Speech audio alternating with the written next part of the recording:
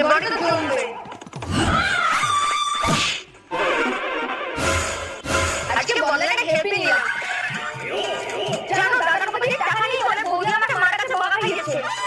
এবার দেখ কেমন লাগে।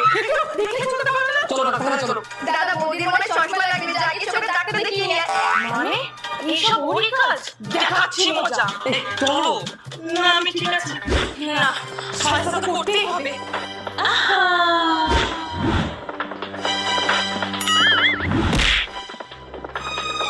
টুম্পা, আমার ফোনে নেটওয়ার্ক নেই বলে তোমার দাদা মনে হয় তোমাকে ফোন করছে, একটু ফোনটা নিও তো।